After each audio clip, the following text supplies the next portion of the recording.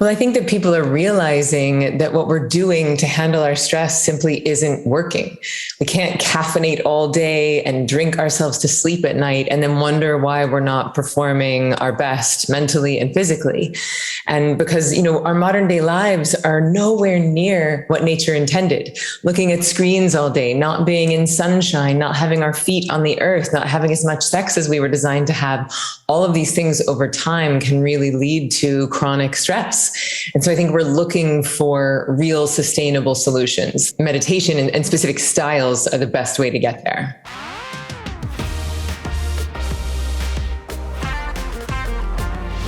Live from New York City, Brooklyn, to be exactly. Great to have you here. Hi, Emily Fletcher. Hi, I'm so excited for this. I think we're going to make some magic today. We will talk about meditation. It's such an old technique which is getting more and more popular and used by so many people out there. Yeah. Why is meditation, especially in these times, growing so much out there? Well, I think that people are realizing that what we're doing to handle our stress simply isn't working. We can't caffeinate all day and drink ourselves to sleep at night and then wonder why we're not performing our best mentally and physically. And because, our modern day lives are nowhere near what nature intended. Looking at screens all day, not being in sunshine, not having our feet on the earth, not having as much sex as we were designed to have. All of these things over time can really lead to chronic stress. And so I think we're looking for real sustainable solutions, things that are not going to take hundreds of hours, things that are not going to, we're all busy people. So we need things that are going to work and really give us a huge return on investment. And in my experience, meditation and specific styles are the best way to get there. You today are best-selling author of many books about meditation. You're guiding people to learn meditation from big companies like Google. Yeah, also VIPs you coached over the years, NBA basketball players, CEOs from Fortune 500 companies, and so on forth. How did you personally learn meditation? What was the reason for you? What was your connection to meditation? Yeah, so I used to be on Broadway. I was singing and dancing and acting on Broadway for 10 years. And I was under that belief that once I got on Broadway, then I would be happy. And I'm sure most people, high achievers, they have that dream. Once I start this business, once I make $1 million, once I get married, then I will be happy. But interestingly, 3 weeks after my Broadway debut, it was the saddest I'd ever been. So I just thought my happiness must be in the next show, the next zero in the bank account, the next agent.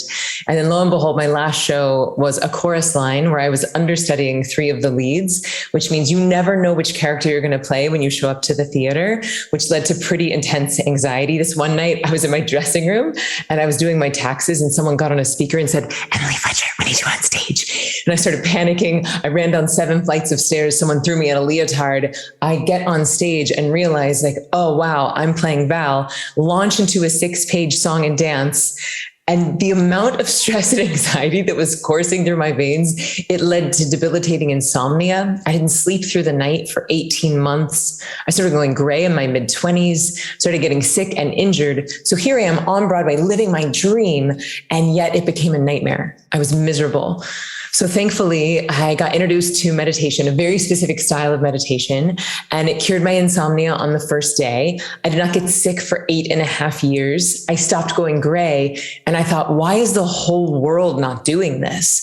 So I left Broadway, I went to India, and I started what became a 3-year training process to teach. And then since graduating, I developed the Ziva technique, which is a beautiful trifecta of mindfulness, meditation, and manifesting. And that combination matters, which we'll talk about. And now I've shared that with over 40,000 people. And it is the gift of my life to share this with people so that they can get out of that trap of stress and overwhelm and anxiety. It sounds interesting. Let's go really deeper into it in a minute.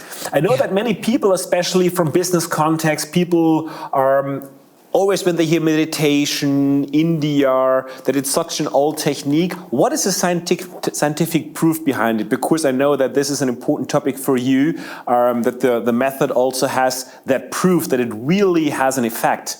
What is scientific proof behind your meditation technique? To start, there are thousands of different styles of meditation. And I do believe that the style matters, because if you're not a monk and you're practicing a style of meditation that was originally designed for monks, it's likely always going to feel hard. You're always going to feel like you're failing. And I think that's why there's so many millions of people who have downloaded free apps, and yet they think, well, I can't do it because I can't clear my mind. Well, I can't do it because I don't have time. And the reality is you don't have to clear your mind in order to get the benefits. And I don't have time is really, that is a foundless excuse, but I'm going to talk about the science of that in just a minute. So the science here of specifically why Ziva works so well is that you are inducing a verifiable fourth state of consciousness. So that's different than waking, different than sleeping, and different than dreaming. And in this fourth state of consciousness, the right and left hemispheres of your brain are functioning in unison, which is cool because it means if you were to hook your brain up to an EEG machine, there's 8 classic points on the left and 8 classic points on the right. In waking, sleeping, and dreaming, the right and left hemispheres of the brain are doing their own thing. But in this specific state of consciousness, all 16 leads of EEG rise and fall in unison, which is a cool party trick, but really, who cares? Well, everyone should, because over time, when you get your right and left brains functioning in unison, it strengthens something called the corpus callosum. Now, the corpus callosum is the thin white strip that connects your masculine to your feminine, your past and future to your present moment, your critical mind to your creative mind. And who doesn't need their critical and creative minds more merged? And over time, this is what meditation does for us. Now, a really cool other scientifically proven thing is that when you're doing this style of meditation, your body is getting rest that is 5 times deeper than sleep. Now, this is really important because when you give your body the rest that it needs, it knows how to heal itself. And it's not just healing stress from today. It's actually healing stress from your past, stress that you've been storing in your cells. So this is an important distinction because most of the apps out there, like Headspace, Calm, they're great, but they're really teaching what I would call mindfulness, which is awesome at healing your stress in the now. But if you want to get this huge increase in productivity that the world's highest performers are talking about, you have to heal the stress from your past. So you actually have to give your body deep healing rest, which de-excites the nervous system. And that is the means by which we're able to release all of the accumulated stress from our past. And over time, this can increase your IQ by up to 12 points. It can reverse your body age by somewhere between 12 to 15 years. It can increase fertility, sex drive, creativity. So it's like when you really treat the root cause instead of masking the symptoms, everything gets better. You're talking about going into the past and making freedom with the past. And at the same time, you're saying that it's important to live the present moment. How does that work together? Yeah, good question. So what I teach is actually mindfulness to help with your stress in the now. Mindfulness, I would call the art of bringing your awareness into the present moment, which is really valuable because we're all addicted to technology. We're all in so much stress and anxiety and depression, which is reviewing the past, rehearsing the future. So having a mindfulness practice, which is really a presence practice, is imperative. It is mandatory, but it's not going to give you the return on time investment. It's not going to heal that stress from your past, that stress that you've been storing in your cells, like Ziva meditation. Okay, because this style, because it's giving your body such deep healing rest, that is the phenomenon that creates order in your body. And the cool thing is, the less stress you have accumulated in your body, you are able to be more present as a byproduct of that. If your body is a landmine of trauma and triggers, then you're constantly reviewing the past for all of your trauma to see how likely you are to have that trauma happen again in the future. If you got burned in a business deal last year, you're constantly looking out, well, who's going to burn me in the same way? Versus if we get rid of those triggers, we're here and now and here and now. What are the 3 secrets of less stress and more joy you are talking about in your coachings and in your books? So the first secret is that we have to stop masking the symptoms and we want to start to treat the root cause. So what does that look like?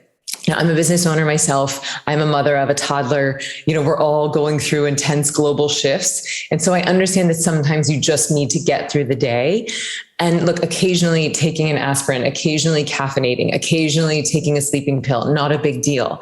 But if every single day you're waking up from a horrible night's sleep, caffeinating your way through the day, and then you're so amped up that you have to have a few cocktails at night, and then your insomnia is so bad that you're taking sleeping pills at night, over time, this can cause real damage. It can start to really slow us down and keep us from performing at the top of the game. And the trick is that all of those tricks of masking the symptom, it's like playing whack-a-mole. Oh, I have insomnia. Oh, I have anxiety. Oh, I have this. And we're just treating the symptoms.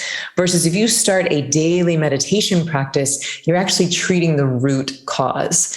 And this is important because we have to get rid of that stress from our past. That's the thing that's ultimately going to heal the symptoms. Now, the tricky thing here is that I would define guided mindfulness apps as also masking the symptom.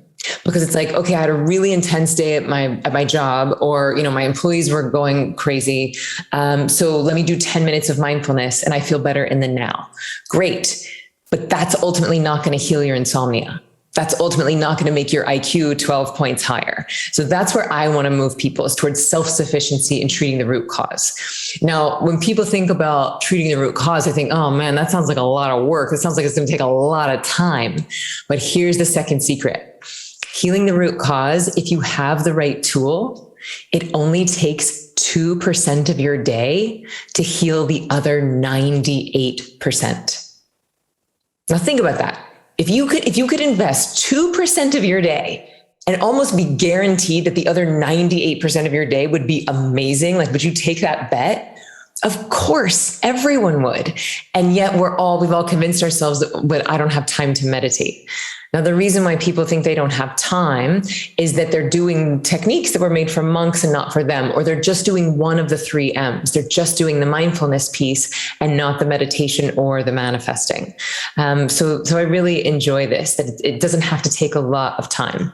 And then the third secret, which everybody loves, anyone who's ever tried meditation and felt like a failure, because they're like, well, I just can't stop my mind from thinking. I can't sit still. I have ADHD. My brain is too busy. Here's some really good news.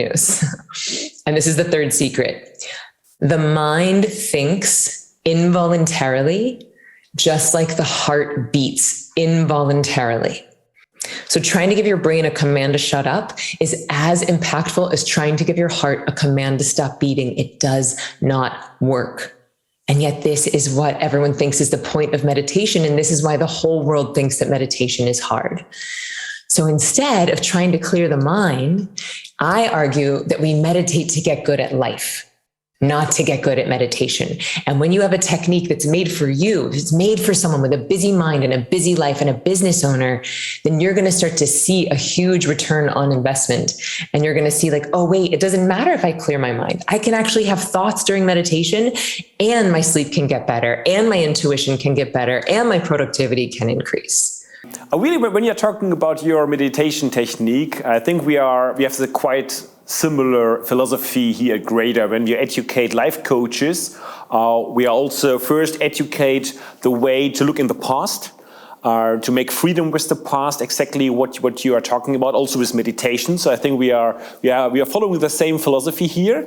And I also get remembered when you're talking about the future, about manifesting what you want to create in life, that maybe my idea could be, or my assumption could be, that we also have that quite similar philosophy. Why is it so important to think about the future and to have a clear picture about the future?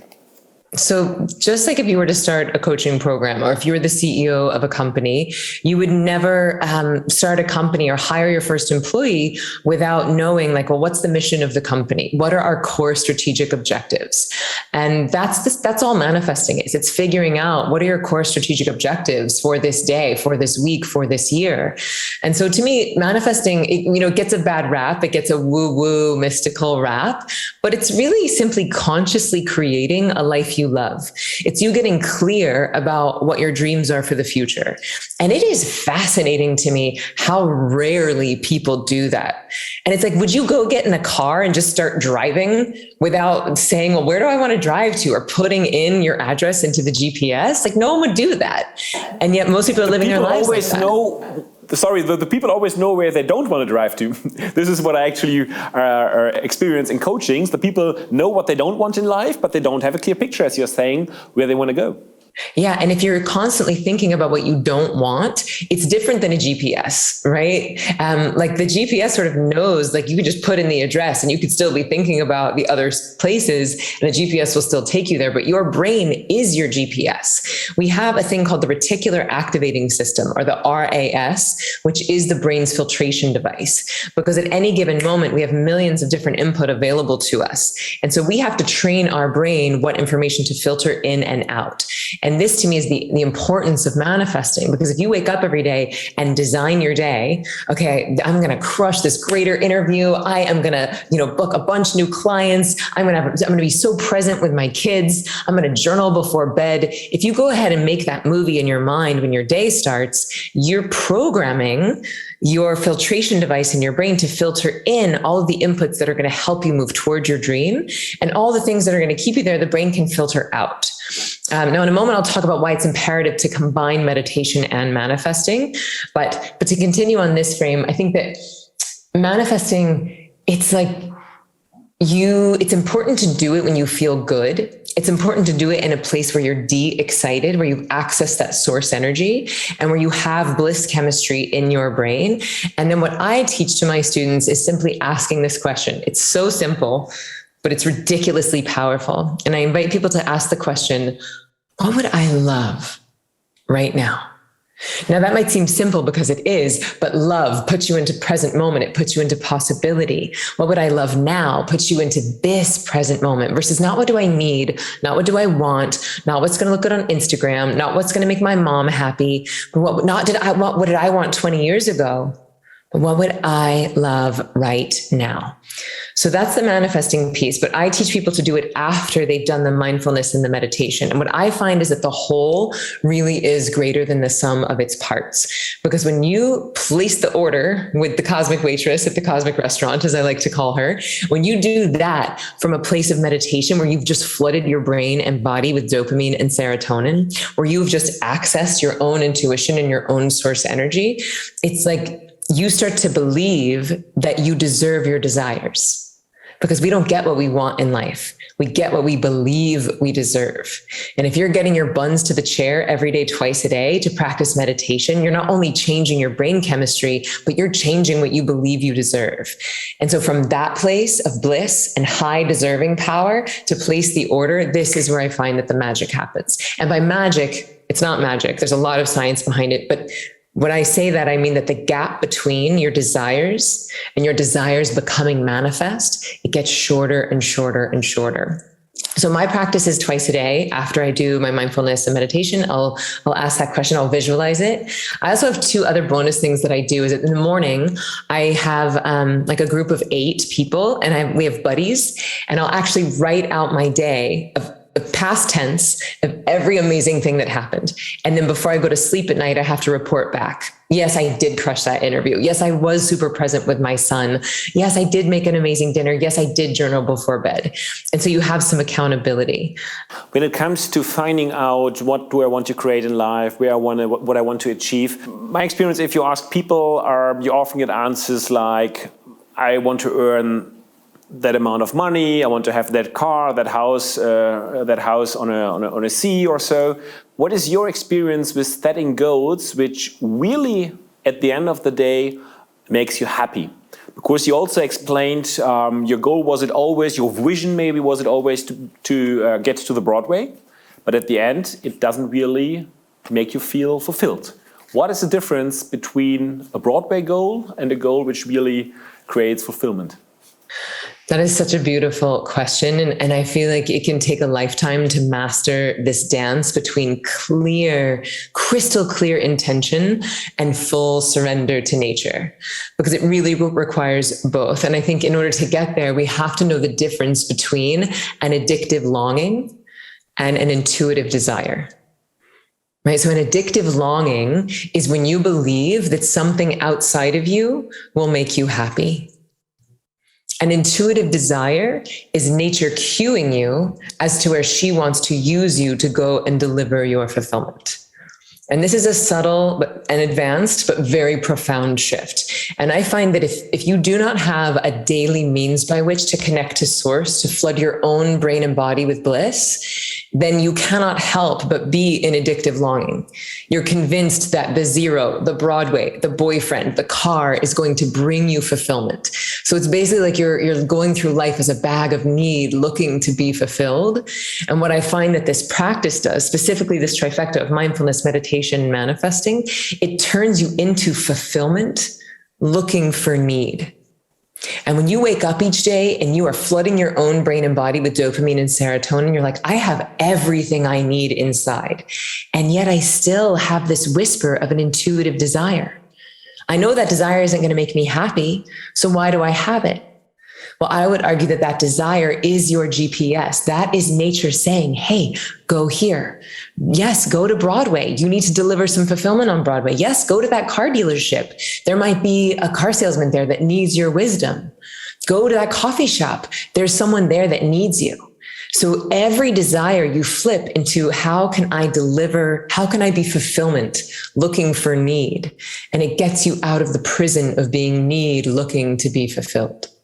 Emily, I'm doing now meditation practice for many, many years, and there are better times for me where it's much more easier to really do it daily or sometimes even twice a day. And there are times, and I think I'm speaking here for many, many people out there listening now to us. Often it's not so easy to do it daily and to have the discipline to really integrate that in daily life. Do you have the secret for us? How can you meditate easily? Yes, thank you so much for asking that. So I would argue that if you are using a technique that's right for you, then your meditation should not require discipline. Like, I am so disciplined that I manage to eat a piece of dark chocolate every day.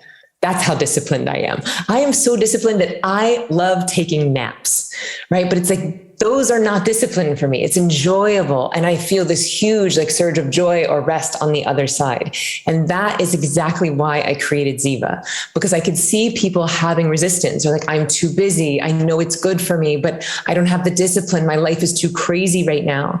But again, it's like, if you have a technique that's made for you, and if you're taught it in a way that you understand what the resistance points are, and the resistance, honestly, for most people is that lifetime of stress and trauma and grief that we've all been repressing. When that stuff starts to come up and out, what the mind says is, I'm too busy. And really, the reality is we don't want to feel. We don't want to feel that. We've been trained our whole lives. Shh, don't cry, have a bottle. Shh, don't cry, have an iPad. Shh, don't cry, have some Facebook, have some pills. Don't feel. And this style of meditation will make you feel. And that requires resilience to move through that purge. But if you have a technique that's made for you, AKA someone with a busy mind and a busy life like me, then really your meditation practice should not require discipline, because you are going to see such a huge return on your time investment that you actually won't be able to imagine not doing it. Like, let's say if I were to say, okay, can you give me $30 and I'm going to give you back $150? Would you take that deal? Yeah, of course. And that's what I ask people to do with Ziva. I'm like, okay, invest 30 minutes of your day and I'll give you back minimum 150 minutes. And that's to say nothing of better sleep, better sex, better immune function, more creativity, and enjoying the ever-living daylights out of your life. Wow. Yeah, I just add at the very beginning that our meditation is really the growth of meditation, the growth of the numbers of people who meditate daily is growing from year to year. Looking back 20 years from now, where I had my first experience with meditation, it was nobody talked about it, and it was, you need to shame if you do that.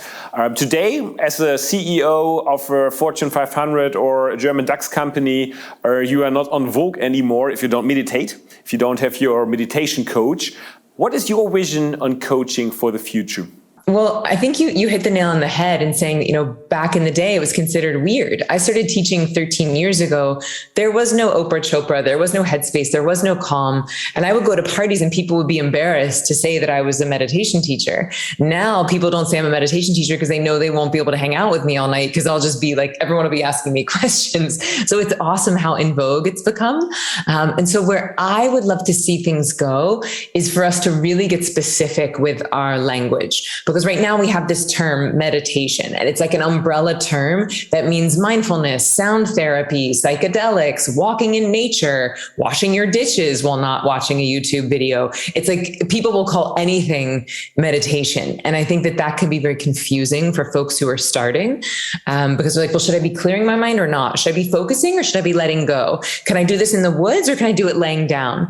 And so I think that if we start to be more specific with the terminology that we're using, like mindfulness, meditation, and manifesting, like sound healing, like nature bathing. These are all good for you, but they do different things to the brain, just like eating blueberries is different than eating a steak. They're both food, but they're going to do different things to your brain and body. So it's like knowing what tool to use when. And with Ziva, I really see it as like the foundation. It's you reminding yourself that you are the ocean pretending to be a wave.